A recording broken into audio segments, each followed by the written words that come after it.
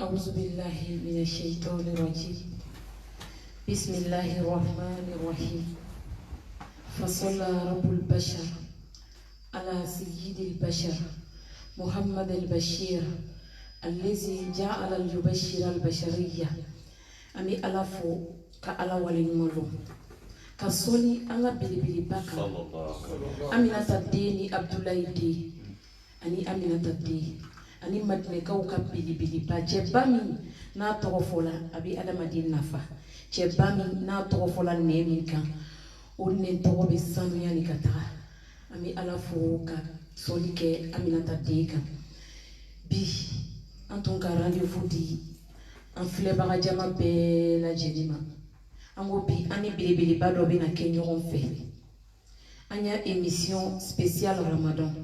J'espère que Dunia Fantan Nani BF Bella Jedri émission spéciale Ramadan long. Mais cette année, compte tenu de la situation, ni alors talaka koko ke unikin.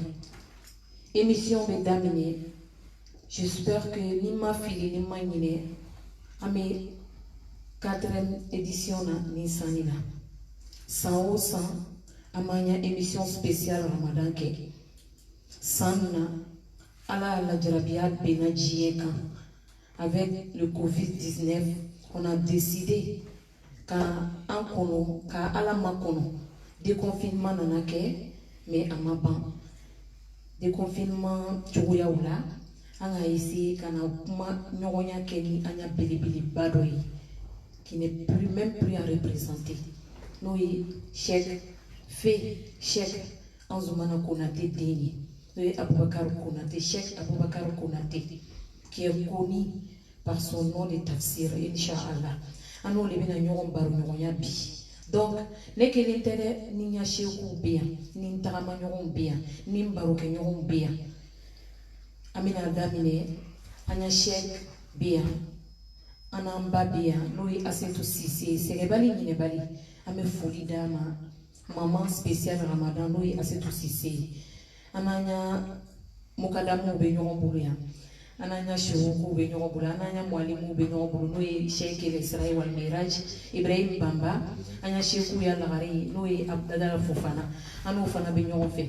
Donc sans plus tarder, on va passer le micro à Ibrahim Bamba. Ni Kameko spécial Ramadan, c'est tout ça là qui fait spécial Ramadan. Donc amena micro tengu anya Ibrahim Bamba là. Donc n'avait fait que Laylatul Qadri, mais restez scotché Inch'Allah parce que anana kama bi sheku fana perenne akama Laylatul Qadri nafa jumelle be Laylatul Qadri la sheku bina foanyene. Donc on va faire seulement 2 numéros Inch'Allah. Premier numéro c'est ici chez le chef Fofana Konate Aboubakar. Deuxième numéro, Inch'Allah, demain, ça sera chez Imam Balo, Cheikh Imam Balo, président de CENI, dans la Sonama. Inch'Allah. Ibrahim, salam alaikum. Wa alaikum salam wa rahmatullah. Sana ika micro de Abidjan, Inche ala kindradi. Inch'Allah. Alhamdulillah, rabbil alamin, cher internaute, un fan de la dunia, fantan flala. Bi comme anga griotti ba ya fanya manu sana koni, amanga bele do fe bi. Émission spéciale Ramadan, comme il s'en est récafonia mima, bien sans spécial sans donner, Covid-19 koso. Mais on a dit que à la tari, on a béni de la sorte. هذا هو المفسر الكبير المعروف في العالم اسمه بيكالون دنيا فتان فاضل الشيخ أبوبكر كوناتي. أبنا نقوم بليلة القدر نفقة. ليلة القدر نفقة جمل بالا. أمي ميريت جمل صور. تبغى يمولي فواني ليلة القدر كولا. أتنا نامي. Aïe connecté, aïe Cheikh Kadadil Kamé, aïe question qu'on a préparé pendant 5 minutes, ni Cheikh Bana intervention là, aïe une question posée à fond, amena ante na question chamata, compte tenu tant qu'on son but. Donc, avec Biradjen Fola, Angayo et Kata New York, Kana Abidjan, Katra Bamako, Kana Paris, Rome, avec Biradjen Fola. Connectez-vous, émission va commencer très bientôt avec Cheikh Aboubakar Konate Al-Mufassir Kebir, Fil Alam. Abdallah, auteur. Donc, Inch'Allah, le micro passé. الحمد لله رب العالمين. سادة المشاهدون ومتابعينا عبر مواقع التواصل الاجتماعي أهلا وسهلا ومرحبا بكم في برنامجكم سبيسال رمضان. هذا البرنامج الذي أودنا أن نستضيف فيه شيوخ وعلماء الممتازين ليحدثونا عن فوائد رمضان. اليوم نحن سعيدين غاية السعادة أن نكون في ضيافة الشيخ الحاج إمام أبو بكر كوناتي الذي هو رئيس منظمة المدارس في ساحل العاج، وهو أيضا من كبار العلماء في هذه الدولة. والسلام عليكم ورحمة الله تعالى وبركاته. وعليكم السلام ورحمة الله وبركاته. شكرا عبد الله.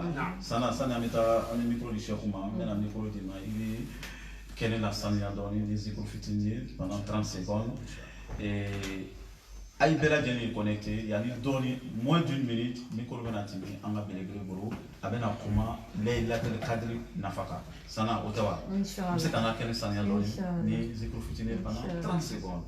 Shukran.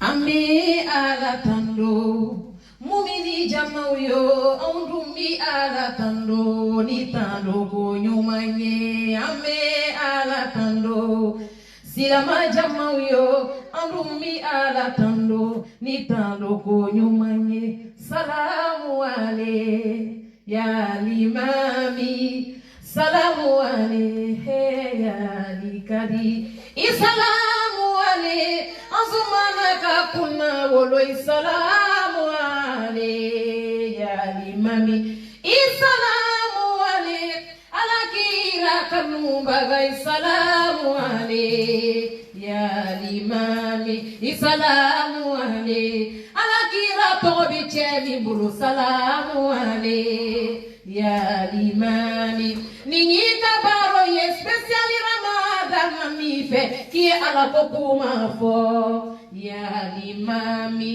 ninyi kabaro e anu wili la kasi joma azumana wolode ya limami anu wili la kasi ma ki kuma juma de ka Lailatul Qadri kan ya limam Lailatul Qadri manake chogo la ikafa ye salamu ale ya limami alamanna komike jofite se ko obali salamu ale ya limami alamanna jojarabiya ibaladi alale ma salamu ale ya limami mekule jonina azumana ka belebele ba mancha tuguni ya limami mekule jonina Muhammadu kanubara salamu ale ya limami atakbir summa takbir.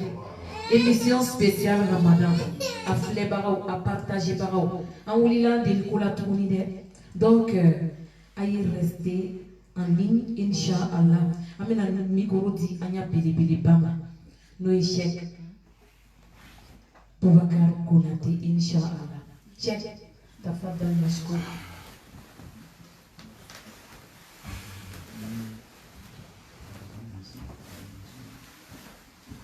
أيوة السلام عليكم ورحمة الله تعالى وبركاته. وعليكم السلام ورحمة الله تعالى وبركاته. نعوذ بالله من شرور أنفسنا وسيئات أعمالنا. نعم. من يهد الله فلا مضل له ومن يضلل فلا هادي له. ونشهد أن سيدنا ونبينا محمدا قد أدى الأمانة ونصح الأمة. وجاهد في الله حق جهاده حتى أتاه اليقين. صلى الله عليه وعلى آله وأصحابه ومن اقتدى أثرهم إلى يوم لا ينفع مال ولا بنون إلا من أتى الله بقلب سليم. أيوة أمي على فوق على بركة. مرحبا. منamba la فوق على بركة parce que quand ça nous sungalo makana semi natama. نعم. mɔgɔ minnu t'a la ala yɛrɛ ka hinɛ na ale ala kelen pe de b'a dalo mɔgɔ t'a dalo ala kelen pe marahaba mɛ n'ala di hinɛ na anw na namu k'an niw to an bolo k'an ɲa kɛnɛya to an bolo fo kana se bi ma namu n ta miiriya la an bɛ sunkalo tile 23 la bi wallahi alhamdulillah rabbil alamin an b'o ala fo k'o barika la n'o tɛmɛna ka bɔ yen ka foli kɛrɛnkɛrɛnnen di an balimaw ma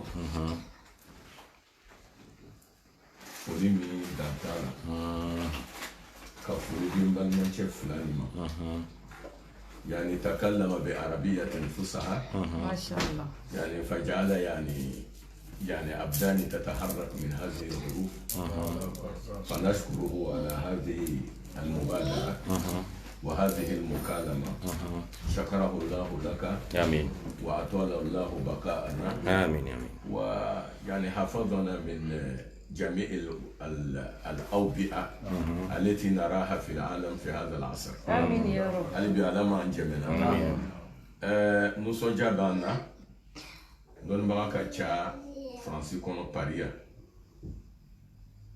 نتي بلي ني فتيني رجل فقير إلى رحمة ربي ما شاء الله فتيني voilà donc mais kuma cogoya la an balimaw ko ko ne ye fitinin ne jɔn jurumuntɔ jɔn min fangandan no a mako bɛ ala ka hinɛ la hali bi ala ka hinɛ an bɛɛ la n'o foli banna an bɛ foli kɛrɛnkɛrɛnnen di n denmuso ma n'o ye Sana Kone ye n b'a jate n den de ye parce que a y'a ko daminɛna Kumasi an bɛɛ b'a ko kalama n'o ye Abidjan quartier dɔ ye alhamdulillah a kan fa ya minɛ le tuma bɛɛ هذا خبر من لا يشاخ في خبره هذا خبر من لا يشاخ في خبره هذا خبر من لا يشاخ في خبره هذا خبر من لا يشاخ في خبره هذا خبر من لا يشاخ في خبره هذا خبر من لا يشاخ في خبره ani ci ala kan bara آمين donc n bɛ foli di n balimamuso ani n denmuso ma n'o ye Sana Kone ka dugawu k'a ye fana hali bi a bɛ silamɛya baara min na k'a fanga don a la k'a kɛnɛya don a la o kɛbagatɔ Alahu ala m'o kɛnɛya bon bi a ko n ye kuma Laylatul Kadiri kan mais sani k'a to n ye Laylatul Kadiri fɔ n bɛ fɛ ka kuma ko dɔ kan sani Laylatul Kadiri ye kuma ye fɔ an bɛ diinɛ min na nin ye diinɛ lankolon tɛ c'est une religion très sérieuse c'est une religion qui parfait l'homme intérieurement et extérieurement diinɛ min don a b'a adamaden ko k'i saniya a b'i kɔnɔbara ko k'a saniya a b'i kɛnɛmayɔrɔ fana ko k'a saniya mɔgɔ caman bɛ o bɛ ala ko kɛ mais n'o ma attention kɛ kiyama lɔlɔ o bɛ taga sɔrɔ foyi t'o ɲɛ والله donc il faut k'an y'an yɛrɛ kɔlɔsi o la on peut pas passer au moins 60 ans de notre vie ou bien 70 ans de notre vie et puis an bɛ to k'o ko ye ka to k'o ko ye hali kiyama o kɛla an bolo gansan ye an b'a la dala la k'an tanga آمين mais mun de b'a to o bɛ kɛ gansan ye diinɛ faamuyabaliya et puis ka diinɛ pratiquer ɲuman na an m'o de kɛ o le an bɛ taga lɔ kiyama lɔyɔrɔ walima an bɛ don kaburu kɔnɔ an ka alabato min kɛ an bɛ taga bɛɛ ye ala k'a bɛɛ noter 0 donc faut faire attention silamɛya ni kunfɛtɔ diinɛ tɛ o de la ale b'a fɔ la a ka kuma dɔ la law kana diinu yukhadhu birra'i la kana yani masuhu a'la yani asfali sufi awla min a'lahu a ko n'a y'a sɔrɔ an ya diinɛ ni tɛ kunfɛtɔ diinɛ ye arabu b'a fɔ la fɛn dɔ ma sabara façon dɔ ma ko ufu n'i y'a don i sen na n'i ka siriji minɛ k'a don i sen na hali i bɛ se ka tele kelen tele fila kɛ n'a b'i sen na n'i ka sanu n'i ka siriji nɔrɔ i b'i bolo don ka a jɔsi mais an yɛrɛ y'a filɛli la o sabara nɔgɔ bɛ k'a yɔrɔ jumɛn de la nɔgɔ bɛ k'a duguma yɔrɔ de la mais an ya silamɛya kɔnɔ o sabara nin n'i bɛna jɔsi a sanfɛ yɔrɔ jɔsi le ye jagoya ye jukɔrɔla tɛ jagoya or nɔgɔ de bɛ yen donc silamɛya nin c'est-à-dire converto dinete. Bon, malmanche ne be ko do be ni ka ki ko. C'est-à-dire que la euro dollar, euro est important, c'est-à-dire tu es en train de partir à un rendez-vous très important. Et puis l'air est qui il reste 2 ou 3 minutes. La logique veut dire, ni bien à toi euro là qui veut brûler, pour ne pas que il y ait l'air manqué. Mais ni bien à la rendez-vous là qui canabo. C'est dans le même comme monsieur qu'on a Allahu Akbar. Toi, tu es à 3 ou 4 minutes de la mosquée. L'islam t'interdit de courir. Qui canabouille. Il est tellement ma famille. Quand tu as la série, il est ok. Mais il faut que tu ça. Mais logiquement, on va faire normalement, il doit être Kabouri. Mais là, il qui est tellement. Voilà, donc au dîner, on va au dîner. Même il faut pas le monde. Dès la truc à benana. Aïe sabali ala yere kama ko sababi. Aya jija oye dafa ka salama yala ça ne ka pas do ka pour kono de. Pas jing. O ko sabani ni foti kelo kelina ala ti ya salama ya fe yoshi. Allahu akbar. A folo e bena salama ya baramike. E jija ni ala kuma kan ni bekelima. Allahu akbar. ولله لكم أقرنكم لقد كان لكم في رسول الله أسوة حسنة. أكن أبان فوق بدينلا. نعم. أكن أبان باو بدينلا. أكن أبان يا كرامو بدينلا. ما يبان لا كراليكو. الله أكبر صلى الله عليه وسلم. إلى كرامو نا يا كرامو يا. نا بانا لا كرامو أبي بردي سلام. نا ولا على كرامو. على ما كتالا. الله أكبر. Le repère que Dieu nous a donné pour notre religion, c'est le prophète Mohammed sallallahu alayhi wa sallam. On est là, on a Abu Hanifa, Imam Malik, Imam Hanbal, Imam Shafi'i. On a Bena Jeni Benama. Nous avons Kapuma Doko ya Mazahabula. Nani ala krata mabe. Kanyo lu ya kuma fi. Moi, nous dobe. Tellement qu'au cas la bateau, tu sais qu'à fond. Ne rêve qu'à voir les canons, nous bétara le Kénékéléka. Ali bien la main, nous voilà. Bon, au Tékéligné, à Flana, ni be fait, ya bara ou baraniva qu'elle allait café. Ani ala taïbe. Kélé, à Flana, ani ala karataïbe. Fla. Nani ala tabena, kana ala karatabe. Albi ma bobade. Il y a encore quelque chose qui te manque. Voilà, la religion musulmane, il faut le faire avec sincérité. Wama umiru illa liya'budullaha mukhlisina lahu din. Amena dunya ko ke mon frère Sila. Amena dunya ko ke ma fille et Sana Kone. Amena dunya ko ke même relation humaine. Il faut que ça soit basé sur la sincérité. Il faut que ça soit basé sur la sincérité. Mohamed Dele, tu veux sa mort, tu veux qu'il soit détruit. Mais ça veut dire quoi? Il faut le dire ouvertement, mon frère, je n'aime pas ta tête. C'est tout. Donc, amena dunya ko kolike. Ole la la kara ko amma sallallahu alaihi wasallam ya hadisa dola adinu an-nasiha. Adinu an-nasiha. Ambe dine minani no e serifana seridine no e lanzara no e fitri no e safo no e fajari no e sunye no e yagaye. A base ye mune, c'est la sincérité. Allahu akbar. Ibn dunya ko koke. I jija ye gbeala. Ya ke gbeaka. Voilà un balmanche, un balmamuso, ni ye fond fin que gbeaka. Même la relation entre toi et ton mari. Il faut que ça soit basé sur la sincérité. La relation entre toi et tes frères, il faut que ça soit basé sur la sincérité. Et bien, à la bateau, Mike, il dit à Yeke, Konono Béaka. Ni Konono Béa, voilà, dans la dernière fois, avec la fouille. Donc, à Medine Minani, Konono Béa. Voilà. Donc, au Konono Béa, Kono.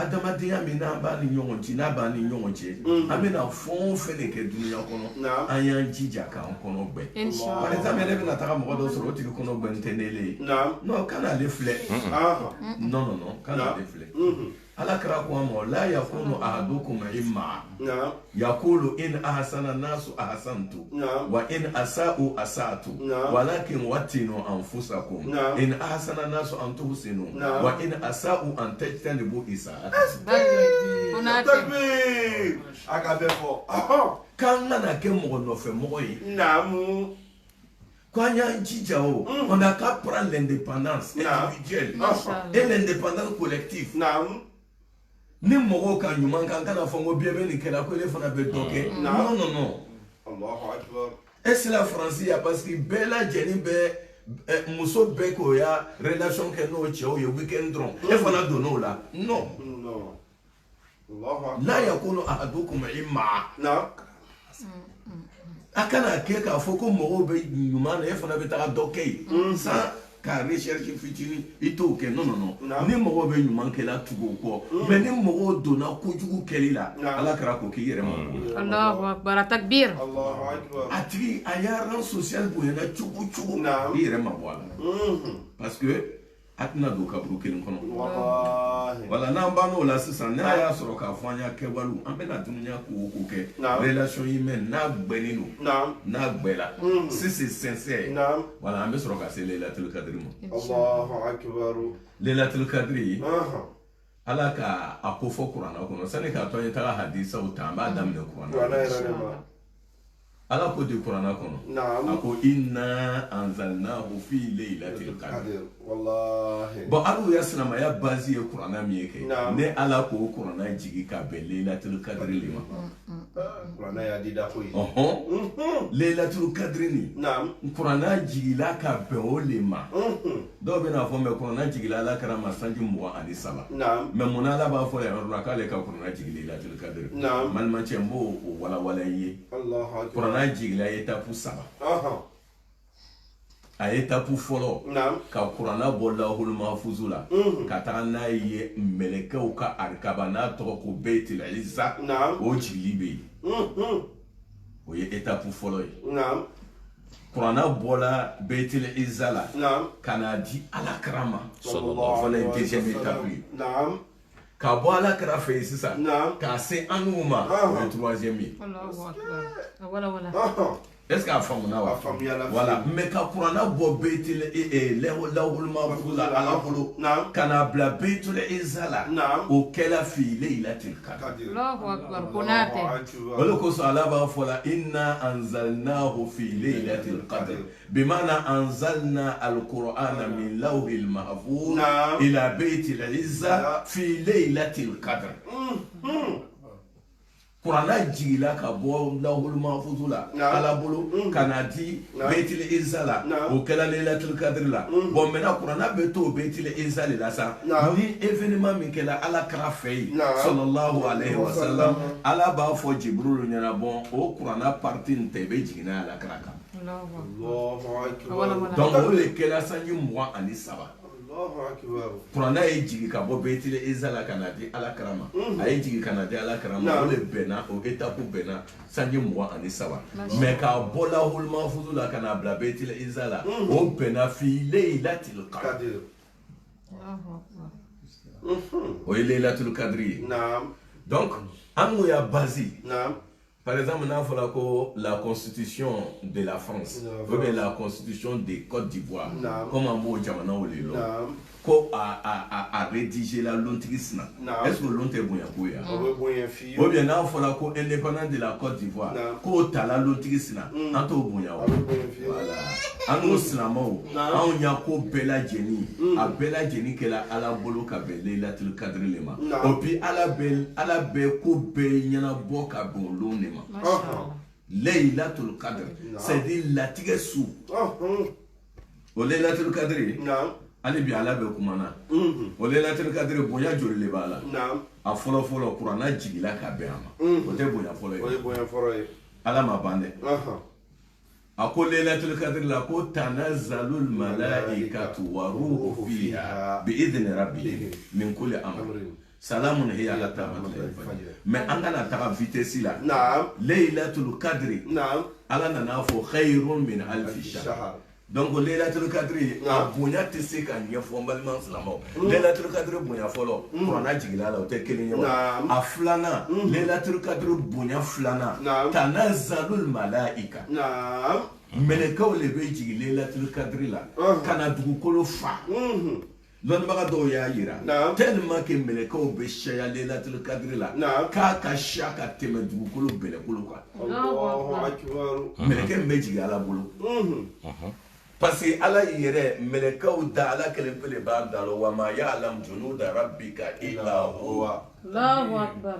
ale ala kelen pe de b'a dɔn mais tanazzalul malaika mɛlɛkɛw le bɛ jigin mais yan yɔrɔ la ala ko wa ruhu fiha mais est ce que jibrilu tɛ mɛlɛkɛ dɔ ye wa أي مقدار mais mun na ala ko ko tanazzalul malaika bɛ sɔrɔ k'a fɔ ko wa ruhu وروح fiha فيها ويكبر يدوم وفاني voilà tanazzalul malaika jibrilu minal malaika mais mun na ala nana kɛrɛkɛrɛ ko ale fana bɛ mɛlɛkɛw cɛ la n'a fɔra ko bien nana yɔrɔ dɔ la invitation dɔ bɛ yen mais Macron il fait partie des Français non Oui.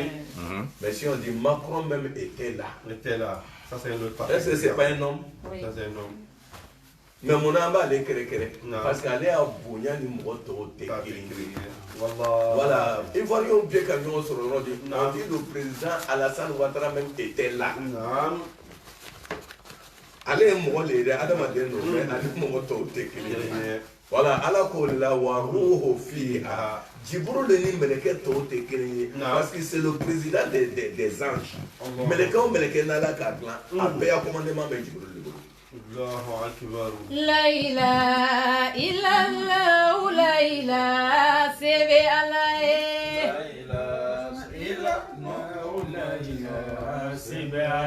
La ilaha illallah, la ilaha huwa huwa.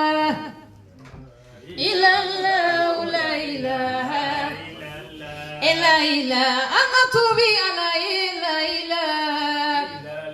Ole koso kele kele uga sabali, la ilaha. Ole koso kele bali kasabali, la ilaha. Ole koso anga pegeja alaye, la ilaha.